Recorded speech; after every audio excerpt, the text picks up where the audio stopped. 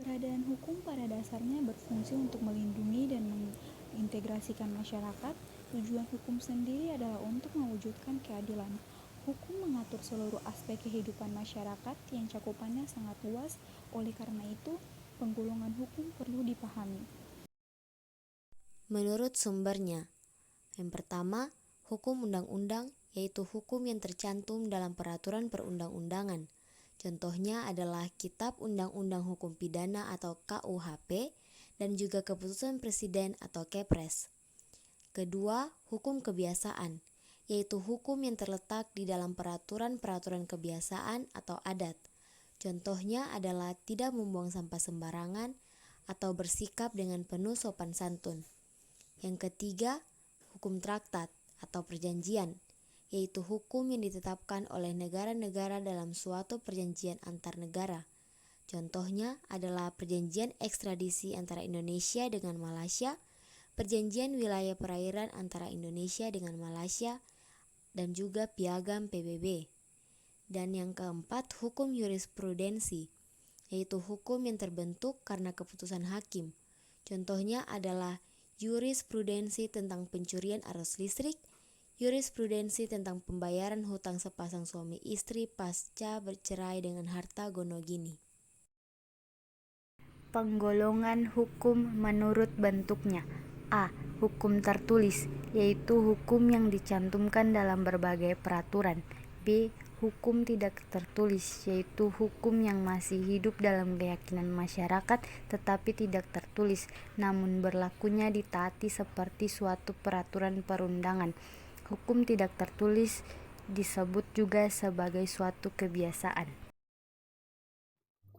Hukum berdasarkan tempat berlakunya atau ruang yang dibedakan menjadi 4, yaitu yang pertama adalah hukum nasional. Adalah hukum yang berlaku dalam suatu negara.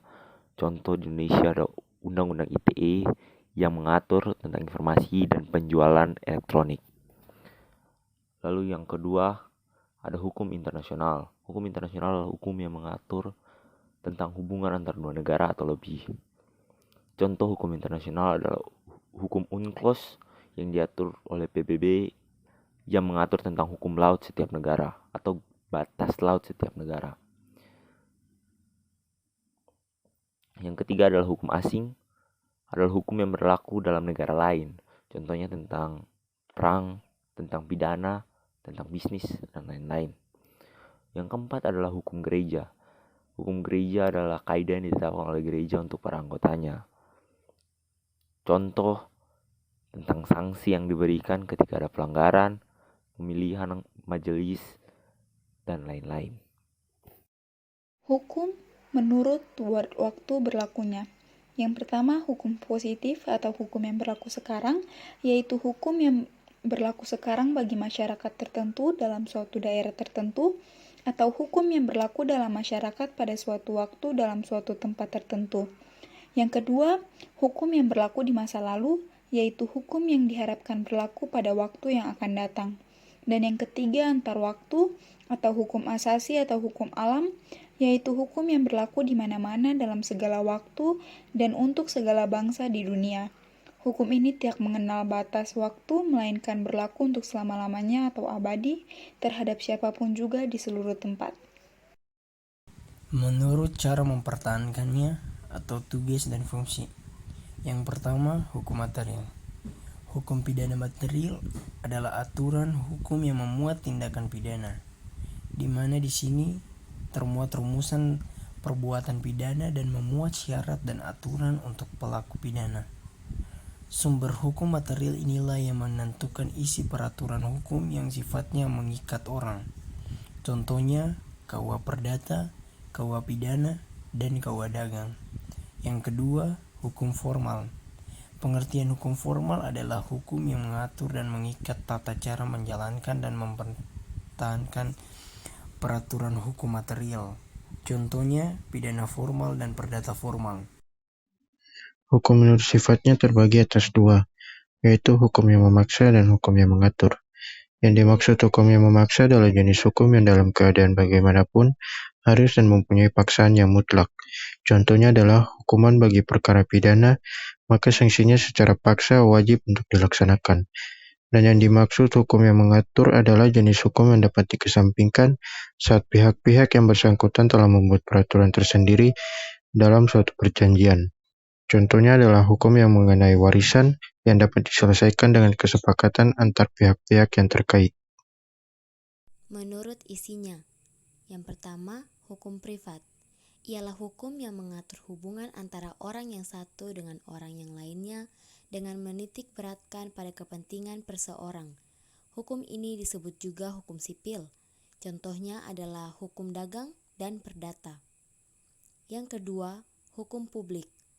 Ialah hukum yang mengatur hubungan antar negara dengan alat kelengkapan negara dan mengatur hubungan antar negara dengan warga negaranya. Yang termasuk dalam hukum publik ialah hukum tata negara, hukum administrasi negara, hukum pidana, hukum acara, dan hukum internasional. Hukum menurut pribadi. Hukum menurut pribadi terbagi menjadi 3, yaitu yang pertama, hukum satu golongan adalah hukum yang mengatur dan berlaku hanya bagi satu golongan tertentu. Yang kedua, hukum semua golongan.